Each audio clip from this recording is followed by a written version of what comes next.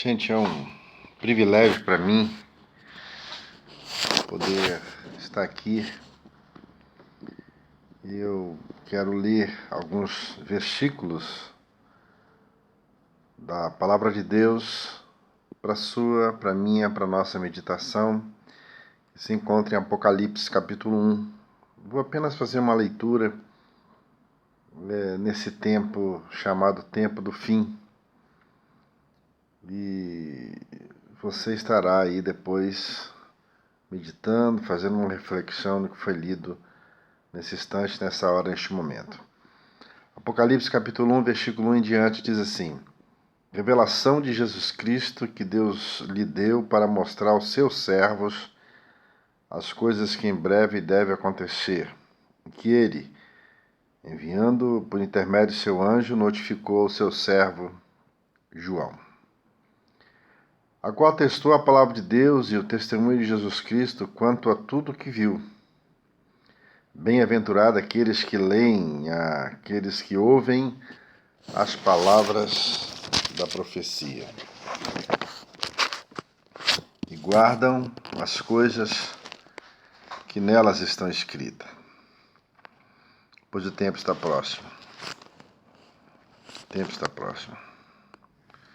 Então, Jesus aparece para João, o discípulo amado, o discípulo em que ele tinha uma relação muito mais próxima, e ele manda João então escrever as coisas que estariam acontecendo e que iriam anteceder esse tempo do fim, porque o próprio tempo estava próximo do Senhor restaurar todas as coisas e de findar outras coisas, de renovar outras coisas, de levantar outras coisas, de julgar outras coisas, de salvar os seus servos da tribulação que ora tem permeado sobre a humanidade. E ele diz, João, o Senhor dizendo a João, às 7 igrejas que se encontram na Ásia, a graça e a paz a vós outros da parte daquele que é, que era, que há de vir, e da parte dos 7 espíritos que se acham diante do trono. Então Jesus aqui é claro para João, ao dar a revelação do Apocalipse, dizendo para ele, João, você está recebendo da parte daquele que é, daquele que está agora, no presente, no aqui e agora, mas também daquele que era e daquele que há de vir, ele se revelando como o eterno, da alma dos homens, da alma de João, o apóstolo discípulo, e da parte de Jesus Cristo, a fiel testemunha, o primogênito dos mortos e o soberano dos reis da terra. Não há rei que se compare a Jesus, porque ele é o Rei dos reis e o Senhor dos senhores, e é o primogênito. Em relação a todos que passarão pelo processo da ressurreição para ir para a eternidade um dia, Jesus é o primogênito. Ele inaugurou, ele passou. E diz o texto ainda, aquele que nos ama e pelo seu sangue nos libertou dos nossos pecados e nos constituiu como reis e sacerdotes para o seu Deus e Pai. A ele seja glória e domínio pelos séculos dos séculos. Amém. Então Jesus nos ama, Jesus pelo seu sangue nos libertou dos nossos pecados, Jesus nos fez sacerdotes de Deus e Pai. A Jesus seja o domínio e a glória por todos os séculos dos séculos. Amém. Eis que vem com as nuvens, é a promessa do Senhor. E todo olho verá até quantos os que transpassaram, até os que transpassaram, os que partiram. E todas as tribos da terra se lamentarão sobre ele. Certamente ele está vindo. Amém. E Jesus disse para João, eu sou o Alfa, ou seja, eu sou o princípio, eu sou o ômega, eu sou o fim. Diz o Senhor Deus, aquele que é, que era e que há de vir, o Todo-Poderoso. Isso nos conforta, irmãos, de saber que em meio a tanta crise no Brasil, fora do Brasil, no mundo, nós estamos servindo, estamos sendo chamados e convocados a crer e a confiar naquele que é, que era e que sempre será e que há de vir. João tem uma visão de Jesus nesse instante de êxtase, nesse instante místico, de Jesus glorificado. Não era mais aquele Jesus que ele viu no corpo, aquele Jesus com aquele olhar humano, aquele Jesus que tinha gestos humanos, voz humana, um corpo humano, um cabelo de ser humano, um corpo humano, mas ele agora vê um Jesus diferente. Chamamos assim de um Jesus glorificado. E ele diz: eu, João, irmão vosso e companheiro na tribulação. Tribulação, nós estamos nela aí, vamos estar passando por ela todos os dias até os confins dos séculos, né? Sou companheiro de vocês também no reino, na perseverança em Jesus. É isso que você e eu temos que fazer. Somos companheiros, amigos na tribulação. Versículo 9. Mas também devemos ser companheiros no reino de Deus, na perseverança em Deus, em meio a tanta desesperança que vem nos tirar a esperança. Devemos ser companheiros na tribulação, mas no reino e na perseverança. E em Jesus. E ele dizia: João, achei-me na ilha de Patmos por causa da palavra de Deus e do testemunho de Jesus. Estou isolado dos meus amigos, da minha família, dos meus queridos e queridas, porque um dia eu decidi anunciar a palavra de Jesus, anunciar o evangelho de Jesus. Fui então preso e jogado na ilha de Patmos. E eu me achei em espírito no dia do Senhor, referindo que era um dia de domingo. E ouvi por trás de mim uma voz, como a voz de uma trombeta, que dizia: o que vês escreve em um livro e manda às 7 igrejas, que são Éfeso, Esmirna, Pérgamo, Tiatira, Sardes, Filadélfia e Laodiceia. E João diz que voltou-se para ver quem falava com ele. Voltando, viu 7 candeeiros de ouro. E no meio desses candeeiros, um semelhante ao filho do homem, com vestes talares e cingido à altura do peito com um cinto de ouro. Sua cabeça e cabelos eram brancos como a alva lã e como a neve, e seus olhos como a chama de fogo. Os seus pés, semelhante ao bronze polido, como que refinado numa fornalha, a sua voz como a voz de muitas águas. E ele tinha na sua mão direita 7 estrelas, e da sua boca saiu uma espada afiada, uma espada de 2 gumes. O seu rosto brilhava como o sol na sua força. E quando vi, caí aos seus pés como morto, porém ele pôs sobre mim a sua mão direita, dizendo: não temas, eu sou o primeiro, eu sou o último. João tem a visão de Jesus glorificado. Ele vê agora um Jesus diferente.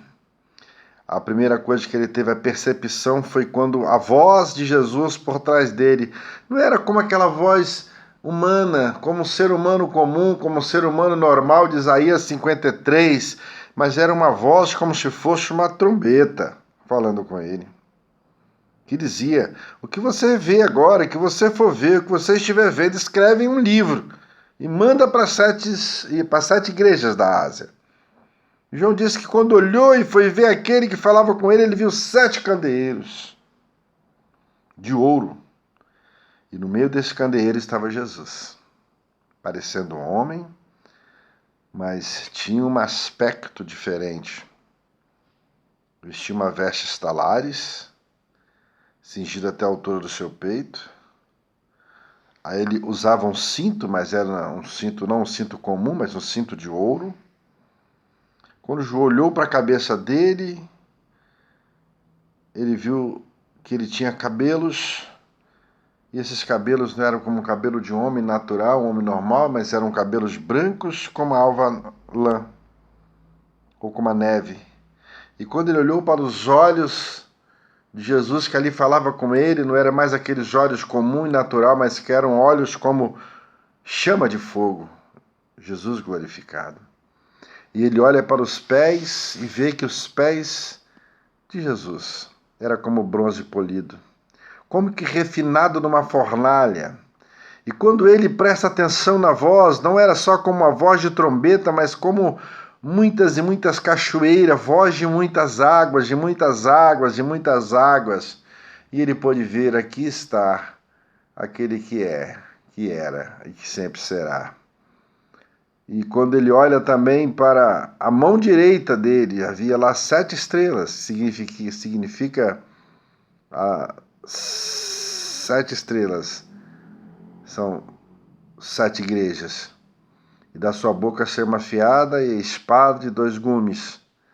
Da boca dele saía uma espada de 2 gumes. O seu rosto brilhava como o sol na sua força, de maneira que João pôde olhar, porque era uma visão que ele estava tendo de Jesus, de maneira que ele deve ter percebido que se fosse algo próximo do literal, ele certamente ficaria cego com o brilhar do rosto do Senhor.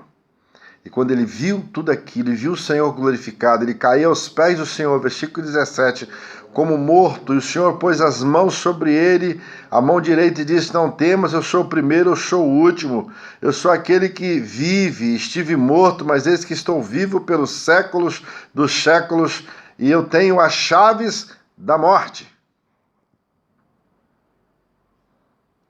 A gente fala muito que Jesus tem a chave da vida, a chave do céu, mas ele fala que eu tenho a chave da morte também. Ah, você está preocupado em morrer. A gente fica preocupado em morrer porque nós somos muito arraigados a este mundo materialista, a esse mundo secular. Mas ele tem a chave da morte. E ele: olha, João, fique tranquilo, porque lá no inferno o diabo não manda no inferno. Eu tenho as chaves do inferno. Eu sou o Senhor também. Da morte, do inferno, do céu, da vida, de tudo. Escreve, pois, as coisas que viste, as que são e as que hão de acontecer depois dessas. Então você vai escrever as coisas que estão acontecendo. E você vai escrever as coisas que são. E você vai escrever as coisas que acontecerão depois das que estão acontecendo. Quanto ao mistério das 7 estrelas que viste na minha mão direita, e aos 7 candeeiros de ouro, as 7 estrelas. Fazendo uma correção aqui, as 7 estrelas são os anjos das 7 igrejas, e os 7 candeeiros são as 7 igrejas. Amém? Fazendo uma correção, que é algo que eu falei anteriormente, que não bateu aqui, mas 7 estrelas são os 7 anjos da igreja, e os 7 candeeiros são as 7 igrejas. E ele começa a dar agora a João uma palavra específica para cada igreja, começando pela igreja de Éfeso, depois ele vai para a igreja de Esmirna, ele vai para a igreja de Pérgamo, ele manda mensagem para a igreja de Tiatira, e aí em seguida ele manda também a mensagem para a igreja de Sardes, para a igreja de Filadélfia, para a igreja de Laodiceia, que é a 7ª. E nós vamos, num outro vídeo, estar analisando, meditando e fazendo uma reflexão da mensagem para as 7 estrelas que João viu, das 7 igrejas e aos 7 anjos. Tem gente que pensa que Jesus, ele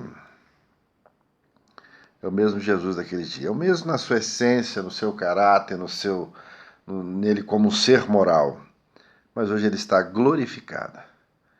É essa a esperança que ele deu para você e para mim como igreja, que um dia teremos um corpo glorificado, não sujeito mais a nada, a gravidade, nem a dimensão, nem a física, nem a nada deste mundo, mas um corpo como o corpo de anjo. Deus nos abençoe.